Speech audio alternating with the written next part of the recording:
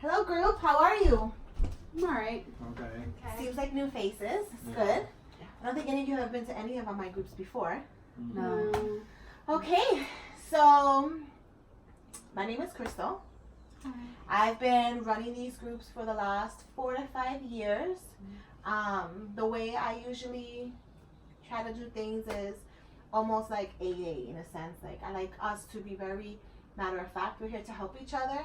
It's important that we lay some like ground rules in terms of being respectful to everyone who's speaking. I think the goal of this group is to make sure everyone leaves in a good place, a safe place, and that we offer just some support because this is not easy. Suicide, having these suicidal ideations or having experienced someone end their life as a result of suicide.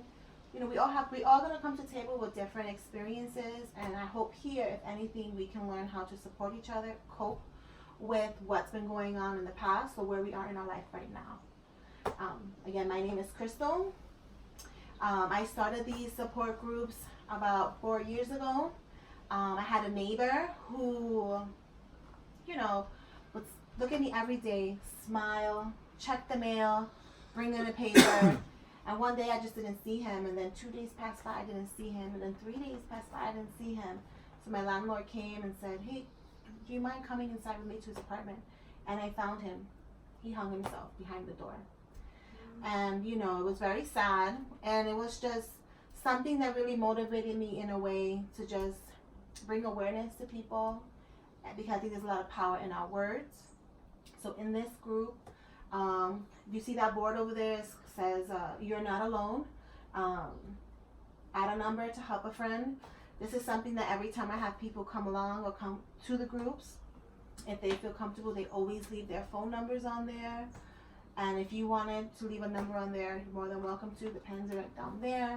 And it's just to offer support to each other, so when you don't have your support group in that moment, you can turn to someone you feel comfortable with. So I think the quote of the day today is, anybody want to read that? I'll read it. Okay. One day you will tell your story of how you overcame what you went through, and it will be someone else's survival guide. And when I saw that quote, it just really stuck out to me because words are powerful. So I know I'm doing a lot of talking. I wanted to just go around the room, just something quick, you know, just tell me who you are, what brings you here. If you are someone who's experienced or attempted or thought about wanting to hurt yourself, you want to share that. And again, this is a safe room, and we're here for everyone. So who wants to begin? Anyone? I'll begin. Okay. Hi, my name is Holly. I came to this group because my therapist said that it would be nice to have more people that have been experiencing what I've experienced or what I think of. And I cut myself. Okay. And done on my arms, and then I went to my legs because then people were commenting. And I've also had thoughts of suicide as well. Well, when's the last time you cut yourself? Because I see that your scars don't look too new, so I'm just wondering. How long have you struggled with that, and when's the last time? I've been struggling it for about 10 years, and the last time I cut myself was probably about 6 months ago. Okay. Yeah. And what makes you want to cut yourself? Anytime I feel rejected, the last time I cut myself, my boyfriend cheated on me and broke up with me, and I broke down, and then I just thought, well, instead of feeling that pain, I'd rather feel the physical pain. So, Okay. usually. Hold that thought. We're gonna come back to you because I do want to, you know, go off of what you just ended with. I think it's important. So then we can go into after introductions.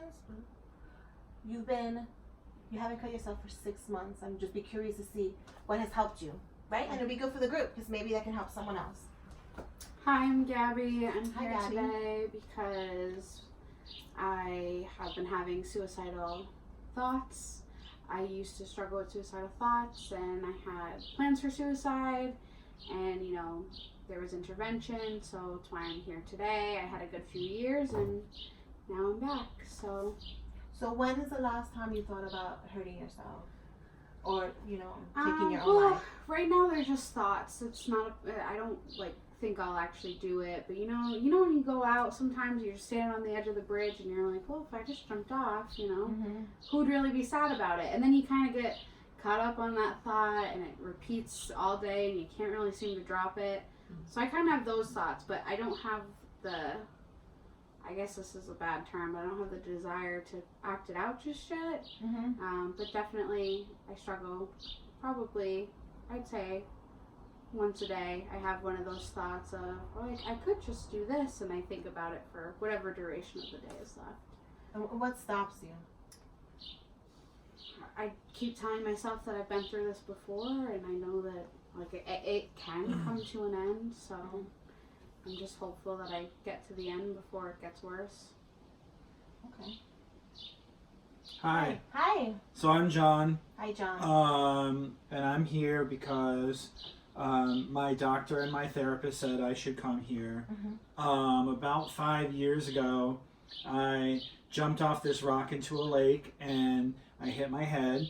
And I wasn't trying to kill myself or anything, but I hurt my head. And so now I have problems with impulse control. So sometimes I do things that aren't healthy. And I don't do it on purpose. It just happens before I know it. So I've burnt myself before pretty bad with an iron just to see what it feels like. And I've put a nail through my hand with a nail gun. And so I see lots of doctors for my health and for my head and stuff, and so they say I need to come here just to learn about it so that maybe I can learn about the reality of it so it can go towards my treatment plan of impulse stuff. Okay, and this is the first time you've been in a group? Yeah. Okay, well. I don't have the desire. I don't want to hurt myself, but it's almost like I see something and before I know it, it's done, so broken glass, I'm like, oh, well, and then before I know it, I've cut myself up and stuff. Does any of the things you've acted out on, have you gotten to a point where you are scared of yourself or scared of what you can or maybe can't do? That's the problem, is that I'm not afraid of myself. I guess I'm worried about what I might do or something could happen. If I cut myself on something, that's fine, I can get a Band-Aid. But what happens if I'm working with tools? You know what I mean? So I have a lot of precautionary safety stuff in place. I've worked with my therapist. I'm not supposed to go into anywhere there's heavy machinery, and I don't drive and all of these things, but this is part of it for me to learn about what happens. So you've been living with this, right? And trying to learn different ways to cope with this for the last 5 years, right? Yeah. Okay, so for you it's 5 years. For you it's been 10 years. And you said a few years, right? But you didn't give a specific amount of years. Probably 5 years. Okay. So before we even continue, right? I just want everyone to know a few things. From what I heard from John, I hear that he's actively in treatment, which is great, and I'm happy that you've continued to follow through with treatment and keep on trying to explore what is best for you, what's right for you, what works for you.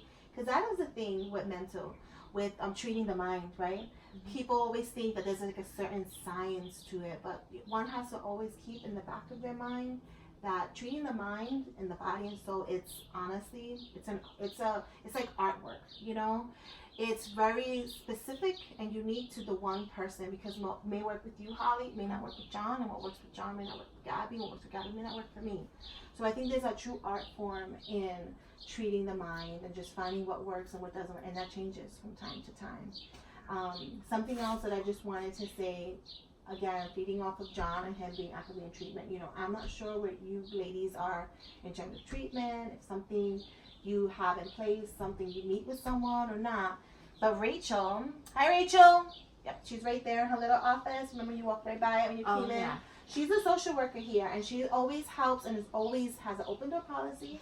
So if anyone needed some guide in getting health insurance or any guide in just trying to find treatment in your area, she can help find those things as well. Can we see her after? Yeah, you guys Okay. can see her after, and she can always help for the next time you come for your next group session if you want to continue to come with any documents you may need to help you get there. So on my board, you know, this is a suicide prevention awareness support group, right?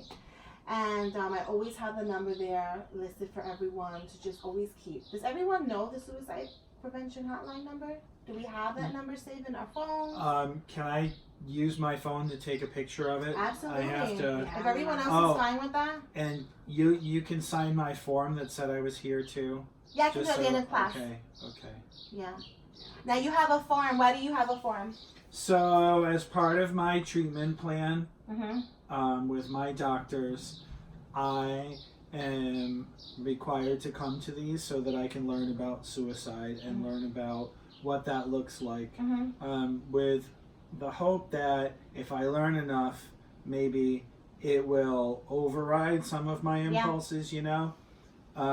And so the form is just sort of like a did you go? It's all about accountability. Because, you know, I pulled into the parking lot and I walked in here and I already had thoughts about going to, there was like a cool eating group that was going on, and there was like a, you know, like an abuse group going on, and I had a little, I have to come to this one, so I just need that paper signed off on. Okay. So let me ask you something. What are some things you've done thus far that helps you? Because I think it's important for all of us because, you know, we want to know what works for you because maybe what works for you can work for someone else in terms of where they are in treatment. Yeah, so one of the best things that I learned, and I can show you because I can do it now, is that they told me the first thing is to get a marker, and I'm supposed to write the word no on my wrist like that as a reminder so that if I look at it, I see the word no, and it tells me not to hurt myself there. And then I have my friends acting as safe buddies, you know, so they come to my house and they like go through the cabinets and they make sure that all the stuff is all locked up, right? So, Stuff like what? oh, you know, the stuff I could hurt myself with, like I don't have any. My mom comes over and brings all the cleaning stuff when I want to clean the apartment, and you know, they like all my sweatshirts. I can't have the strings and the hoods and all the stuff that they tell you in when you go to those programs, you know, because I've been to a few of those to take care of it. So it's, for me, it's about living in an environment of safety as much as possible. So do you live alone? No, I can't live alone. Okay. So my mom comes over, but really I live in a small apartment attached to their house. So if you go through a door, and I'm not allowed to lock the door. Okay. So they come through a door and you're in their kitchen. So. Okay. How about you, Holly? Do you live alone? Do you live with someone? I live with my parents as well. Okay. I wish I had my own apartment, but I don't. Well, my mom lives it's like at their house, so I call it my apartment, but it's really just like. Anyway, go ahead. Sorry. It's okay. That was impulsive. I'm sorry. I didn't mean to. It's all right. I want to say though, I do like your method about writing no on your skin. That's good. I might use that. What I do for myself, my therapist mentioned it, is I start journalizing. I write down every day what happened, what's triggering me, what's making me upset. If I am thinking about suicide, I write it down and what happened. That way, when I'm looking back at it, that's when I realized, that's when I was more aware of what is triggering it. Because at the moment, when it's happening, when I'm like, oh, I want to cut myself, I'm not thinking straight. I'm not thinking, oh, this is what I need to do, or oh, this is happening, or oh, no, I know why. Now I am more aware looking back at my journal. Also, I go to yoga class too, which Oh, okay. too. Yeah. Anybody else here go to yoga class? What do you do, Gabby? To kind of help you get, because I mean, I know you said that you struggle with suicidal ideation. You have those thoughts sometimes with the bridge, but you haven't acted on it, nor do you have a desire to act on it. But you're here today, and you haven't made any attempts. So I'm just curious, what works for you? So when I was in therapy a couple years ago, my therapist recommended being vocal about it because I obsess about it to a point of like maybe I want to tell somebody what I'm thinking. So even though it's kind of an awkward conversation to have with my significant other, and they're very open about everything, and so if I'm having a certain thought, no matter, I guess this is an open forum, you guys wouldn't think it was crazy, but you know, some other people think it's a little crazy, I just say it. And then usually once it's out, I'm not thinking it anymore, and so I don't have to hold it in all day and, you know, feel like it's taking over or consuming my life. I kind of let it go. I think that's part of the problem too, is saying it, because if everybody's such an emergency, right? So like you're out, and if you're just not feeling yourself, you're saying things like, oh, but I just don't feel like myself today, or like, I had this thought, you know, like jumping off the bridge, or like my impulse again, you know, like. And people judge you. And people judge, but people all of a sudden are like, the answer to everything is the hospital. So how do we feel normal in a way, you know? And part of this is she struggling with her own stuff, and she just said she needs to get it out to feel better, so she doesn't think about it. And she's writing it all down and verbalizing it and kind of trying to manage her own way. And me, I'm just, well, you know, 2 shakes later and I'm swinging from a tree branch somewhere. So how do you say that to somebody without them like, oh, you need to go to the hospital, you know? Because I don't want to spend my life in a hospital room. Yeah. So it definitely wasn't easy, if I can interject. Absolutely. For me, at least, it wasn't easy. It took a lot of like coexisting with other people, sometimes bringing my family to therapy with me, so that way they could understand that just because I say it doesn't mean I want to do it. And how do we tell the difference? Like, what does that look like for me when it's serious, as opposed to when I'm just having a thought that I need to get out? Are you able to recognize the difference? Probably not as easily as some other people are able to recognize it. So I guess it's a good thing that I'm vocalizing it out loud. Because for me, sometimes it all looks the same. Yeah, well, and that's kind of very normal in terms of just trying to express it and have people understand it. It's very uncomfortable sometimes to even have a conversation with people who don't understand where you are. And I think, you know, the most important thing is true. You said it correctly. How do you say something about the way you feel without someone automatically overreacting and someone thinking you need to be in a hospital? What I can say, even here, you know, I run these groups, and my primary focus is the people who attend them. And what that looks like for me is making sure that everyone leaves here feeling safe. Everyone leaves here with the knowledge of knowing what they could do. If they didn't have a safety plan, let's create one here. Let's feed off of each other to have a safety plan. My safety plan's like this thick. And you can have a safety plan this thick, but what from that safety plan works for you? And it may vary for different days, because different days you wake up different every day. Sometimes our mood changes just throughout the day, 3-4 times in a day sometimes. Oh yeah, mine does. So I think for this group, I want to make sure that we can really utilize all the different coping mechanisms that we have. And then before we leave, I'm definitely going to touch base with everyone about something that I create here that you can either bring with you home or just always keep here in a safe spot. But I do think something else that I wanted to check up on is just how everyone today, like we didn't check in, you know what I mean? So how are we feeling today? When I know everyone was a little bit nervous coming here, what do you expect? Are they going to judge me? Is this like the crazy crew? No, it's not the crazy crew. You know, we have down times, and my goal here is to help each other find one another or something in one another to support each other and pick you back up. So how are we feeling today, Gabby? Because you're kind of quiet, honey. Very quiet. Yeah, I'm okay. I would say I'm like, am I supposed to give you on a scale? Do you want like one? Whatever you feel comfortable with. Just how do you feel today coming here? Like when you woke up today, how did you feel? It was one of those things over here. It was one of those things where I know I have, it's like going to therapy. You know you have to go even if you don't want to go, so you just get up and you do it. So I'm here because usually when I leave I feel better. Okay.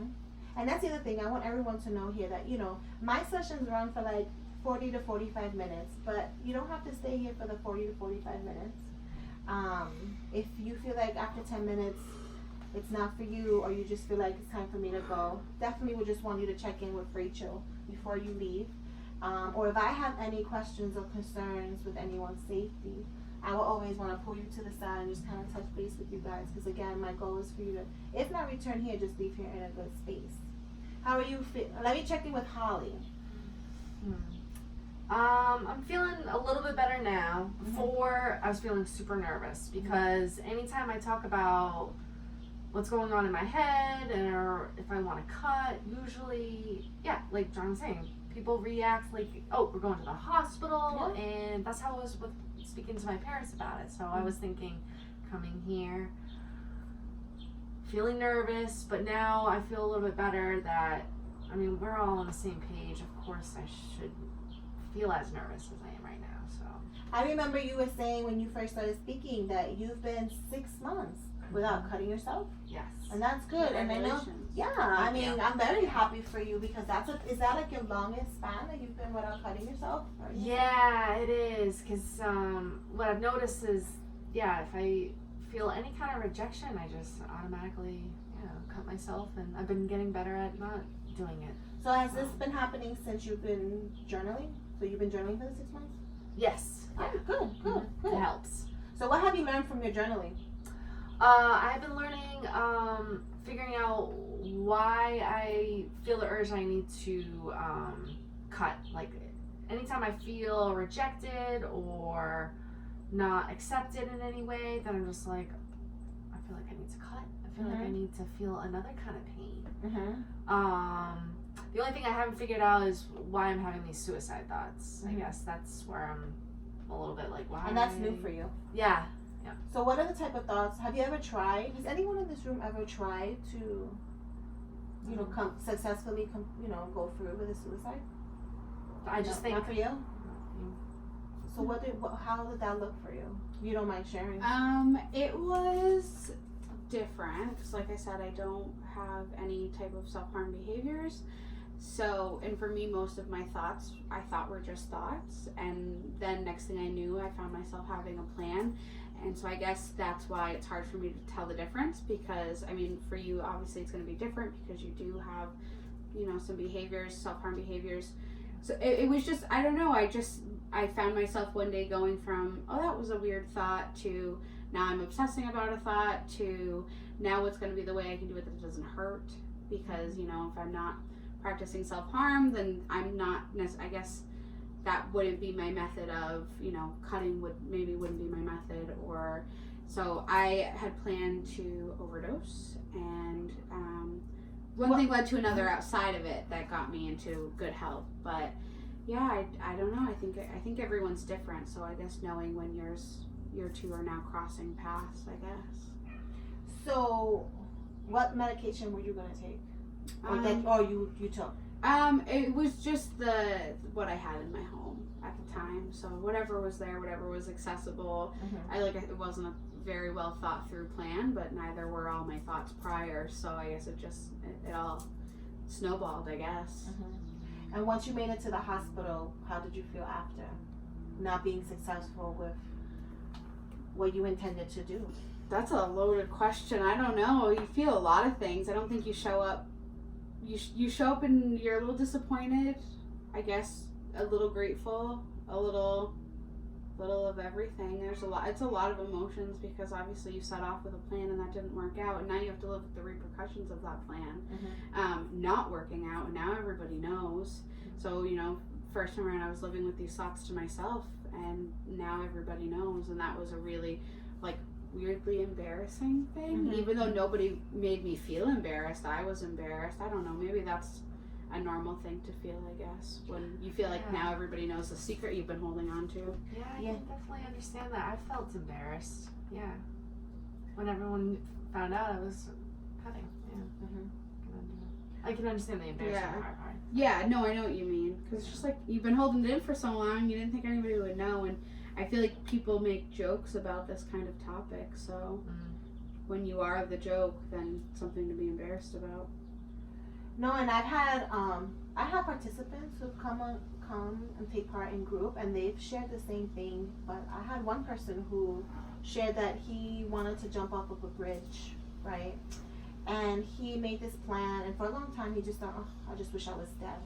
I think that was the difference. It's like he just had these thoughts, but he didn't really have this plan and really actively thought, I can do this thing, or that I would.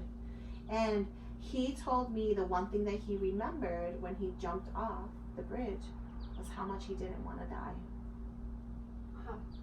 And I just, that story always stuck with me, because I just thought, wow, he spent months thinking and processing this whole thing of what he wanted.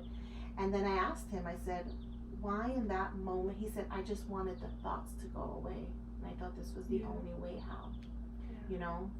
Now, John, I wanted to ask you a question, because I know you shared about your impulsivity and that there's times where you just, you know, if you just run and do things, right?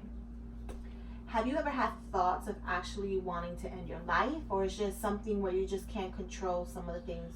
I don't think I've ever sat down and said things have gotten so bad. It's hard to live the way that I do, and it's hard to live under everyone else's control, because I don't have a lot of control left in my life anymore. But I don't have any real plan. I just am very like Gabby was saying, she found herself, she didn't have any self-harm behaviors, and then found herself taking all of these pills that she had. And it's kind of like that. Like, I've wound up in the hospital because I said, gee, I wonder how drunk I can get, and ended up drinking a fifth of vodka in an hour and a half. And, well, I wonder what, if this one pill makes me tired, I wonder how 5 pills will make me feel. And it's taking things like that. Like, this knife looks sharp, I wonder if it would hurt in my leg. And just sort of, and it's kind of like that. So I've been told I'm a danger to myself, and I can see their point of view, but none of that is coming from like a sad place, I guess. It's just I wasn't like this before. Well, I appreciate you sharing your story. I think there's a lot of things that what this group is able to do and what we're not able to do for you, right? Because I have some groups, there are some, you know how when you're walking in, what it seems like to me, I mean, I could always sign your paper, but I think at the end of the day, I really want you to be able to benefit from learning different ways to cope with your impulsivity, because you are not really exhibiting or have expressed even really wanting to hurt yourself, but you understand and recognize that this is not how you were before, and you also recognize that this is not what you wanted to be doing. Yeah, but I'm here because they think I need some real life psychoeducation about what suicide looks like as part of my treatment plan. So I'm happy to help a friend because I feel like my outlook is good. But I also recognize that suicide is another way of saying ending your life, right? Yeah. By your own hand. So I think that fits, right? So while I understand that a lot of people end their life because they're sad about something, but people also end their life for medical stuff. Like Robin Williams had Parkinson's disease or some sort of, he didn't want to live like that. So while it's not necessarily sad, I think it would be helpful, right, to learn about it and participate. My doors are always open. My groups are always open to sessions for anyone who wants to learn more about it. I just think that I would love for you to continue to come here, but I think after class I would definitely love to touch base with you, because we do have some impulsivity groups that can help you deal with your everyday coping mechanism with stuff you can utilize. But at the same time, I want to continue to invite you to come here if you feel this is going to be beneficial to you and also helping a friend in the future. Something I wanted to take away from everyone is just, let's talk about, I know everyone knows this word, safety plan. So what does safety plans look like for everyone? Because I know you said you have this big thick book, right? Yeah, and What are some highlights of those safety plans? well, I can't live alone. It's not Okay, safe for me for to right live now. alone. Do you ever think you can live alone at some point, or I don't know yet. okay? That's for other people to To make explore? those decisions because of me not being able to control myself. And my safety plan says that I need to not have sharp items in my Yeah. house, and I need to not have lots of dangerous chemicals in my house, and that I need to tell somebody if something happens that I do something that I'm not sure why I did it. So with your safety plan, and like everyone's safety plan here, we can create safety plans that are this thick, this thin, sometimes not even have one, which is not safe. However, what from there do you think works? That's what I wanted to kind of touch base upon, because I think it's easy for someone to create something or a safety plan for someone else, right? But what of your safety plan do you think works? What do you think is missing? I think it's the accountability piece, Yeah. right? It's the piece that says, even if for whatever reason, I think everybody struggles with something in their own way, right? Yeah. And even though it looks different, it's about accountability. If there's a plan in place, a plan means that you know what you're doing and you know what you're going to do, and you're held to that, right? So if you're doing something purposefully, like a plan, you all have your own responsibility. So I think that my safety plan is about keeping me accountable so that I can recognize the things that I'm doing, even if I have a hard time stopping them. What about yours, if you have one? In mine, I guess what would work or what works the best is one of the things is that if I'm asked what I'm thinking, I am supposed to share what I'm thinking. I can't just say nothing, because at the end of the day, we're really thinking about nothing. Unless you're meditating, and then that's your own prerogative. And you're still thinking about something. Yeah, still, you're wondering what you're going to cook for dinner. The things that don't work in my safety plan are, like, calling my mom to reach out, because even though she knows that it's part of my goals to just be open about what I'm thinking, she's still gonna freak out. So I don't know why it's in there. I really protested it, but they were like, you need to have Do you have familiar someone support. else? Yeah. Yeah, I do it with my significant other, and it's Okay. not an issue. And they're also on it, but you know, you have the list of people you're supposed to call. And she's one of them, but I probably would call, or have my significant other call, mobile crisis first before we call her, because she's just gonna call them anyway. She'll skip the beginning part of asking me how I'm doing. Okay. What about you, Holly? So I have my best friend I can call for some support, or if we need to get out and have a girls' night, just so I have someone there to just make me feel loved and not feel that rejection part. You're journaling? Yeah, journaling That's a good helps. thing. Yeah. Is that a part of your safety plan? No, not really, actually. The other part of my safety plan involves actually calling my brother to do any activity to kind of let out some energy, I guess, versus putting the energy into cutting myself, I guess. So that kind of helps getting any frustration, any anger out. Like, I don't know, we'll go for a bike ride, we'll go something active, like paintballing or something, to let that anger out. Okay. Yeah. So I think this is a great segue into my little introduction of my little box here. This is called the Hope Box. And what I hope to do is just start this little Hope Box here of something you could even create at home. So anybody knows what a Hope Box is or ever heard about a Hope Box? Yeah. I've heard little things. Okay. What have you heard? Just to give us hope. That's all I know, though. Okay. So that is, to be honest with you, this wonderful box here is something that is very unique to the individual who's creating it, right? Yeah.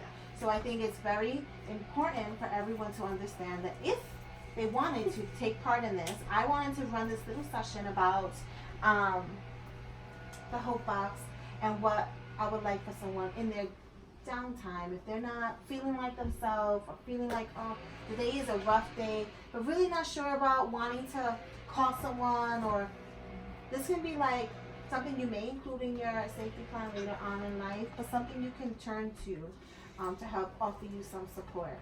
So what we put in a hope box are things that make you happy, things that bring you joy. So that can be anything. It can be little inspirational quotes. It can be pictures of your family.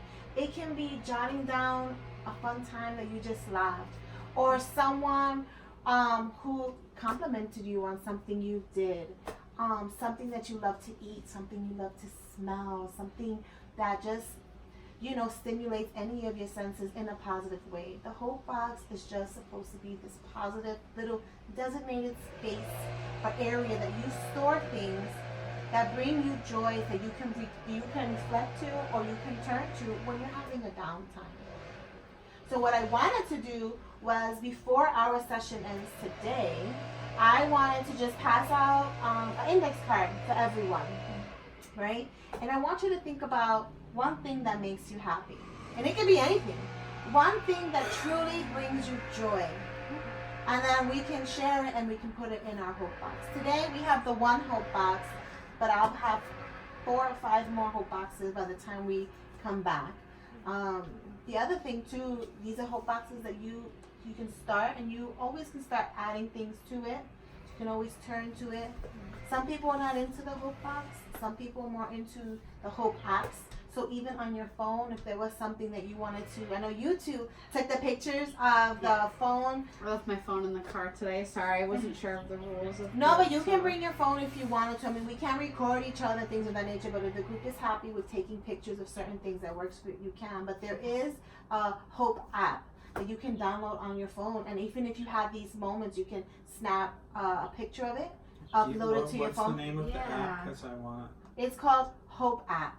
The Hope Box app. Easy enough. Creative, love it. Yeah, it's just that easy, right? Yeah. And that's something that you can download, and even in there, you can even search and find all these different inspirational things that works for you, or even some just steps on breathing or meditation, anything that you can use to help bring you back to a safe, calm space when you're panicking. Because let's face it, when we're having these scary thoughts, how are we really feeling deep down inside? We're nervous, we're scared, we're worried that someone's going to think bad of us, or they think that we're crazy.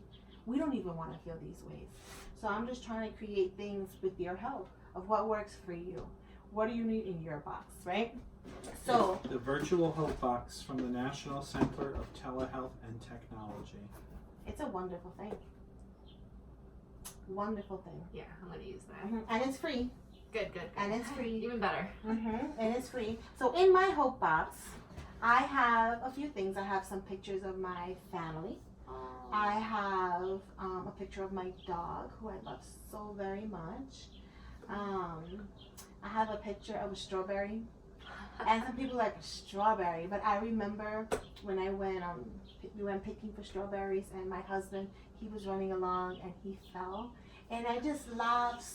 He didn't like it, but I just laughed so much. So every time I see a strawberry, I think of it. It just brings me back to a happy space, and sometimes it works. Sometimes it brings me to a place where I just feel very tranquil. Sometimes I gotta look to other things. So today, I'm gonna pass out a marker. Anybody need a marker or a pen? Okay. And then I'm gonna pass out. If we can put 2 things in there, if you want. Wonder what it tastes like. Oh, you can't do that though. I can't. You know how that's happen. I think that's against the rules of group. Sorry. Yeah, we can't use Great that. question. I mean, but we do have crayons. So I mean, if you really feel like you needed to eat a crayon, which is not probably the best for you, nutritional wise, but you can digest it without it hurting you. So if you're feeling like the pen is not good So for you, one I can thing- pass you a crayon. One thing that makes us happy, and then what's going on the other one? It can be, I just gave 2 out just in case if there's something. It can be an experience. It can be a smell. It can be something you saw, something you heard, something you lived, something you aspired to do. I'm going to write something too, and then you don't have to share yours, but I'll share mine just to give some kind of inspiration.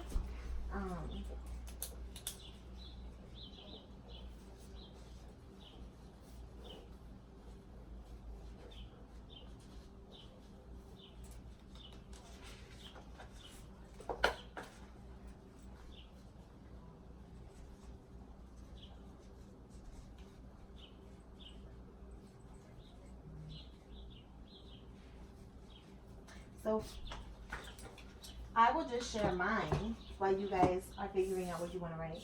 So one of my things was just, I wrote down sunshine.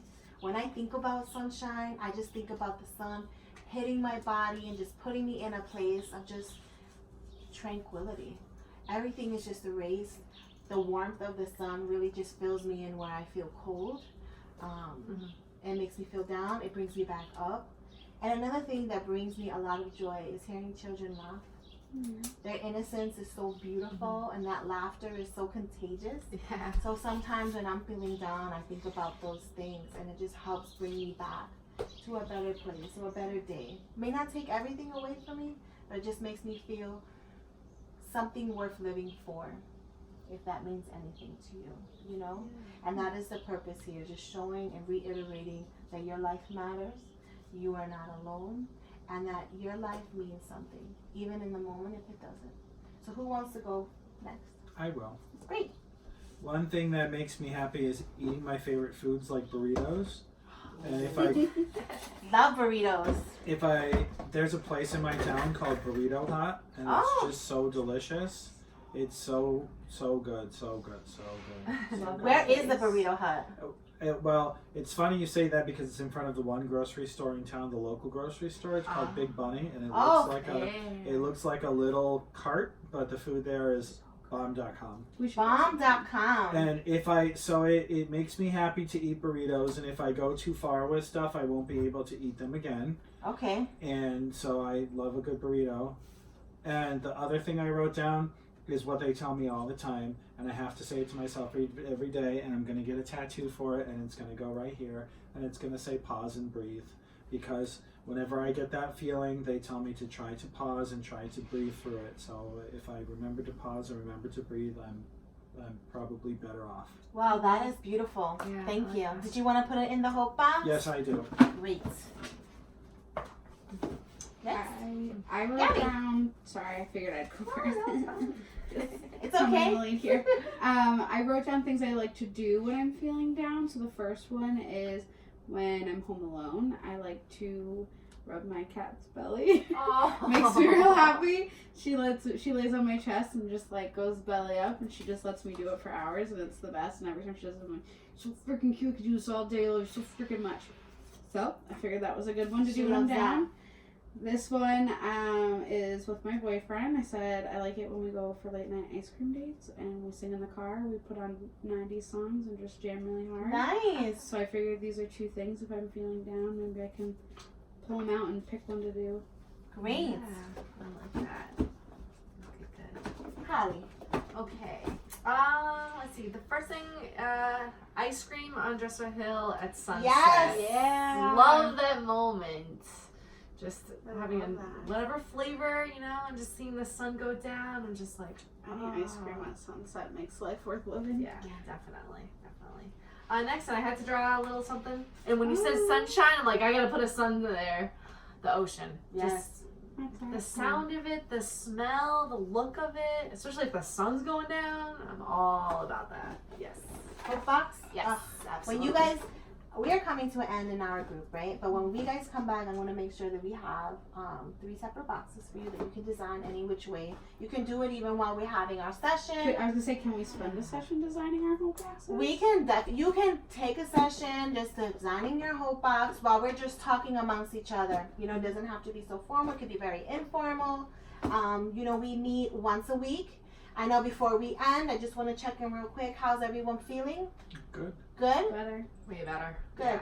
John, do you know who's picking you up today? My mom. Okay. She's been sitting out in the parking lot, I bet. I said, Did she text you already? why don't you go get, let's see. Yep. It He said, bring says, me back Burrito Hut. it says, Baby Bunny, I'm in the parking lot when you're ready. Because she calls me Baby Bunny because I hop around a lot. That's cute. Mhm. That's cute. So you're feeling good, you're in a good space, and you're feeling great. Much better, yeah. Okay, so I'm going to see everyone next Tuesday at 12 o'clock. I know before we leave, we were going to touch base. You want to touch base with Rachel? Yes. About your health insurance to see about anything Make sure that it's works good. for you. Mhm. I'll work with you to your mom's car, and then I'll show you. I'll give you a pamphlet of some of the other programs we have here. Okay. That if you wanted to chime in with us on here, or just really touch base on like some of these other groups, it'd be great. Gabby, it was nice meeting you. Remember, anyone who wanted to leave the number, they can. Otherwise, next time you can always fill that in. Yeah. All right, That's guys. a good idea. All righty. Thank you so much. Thank you.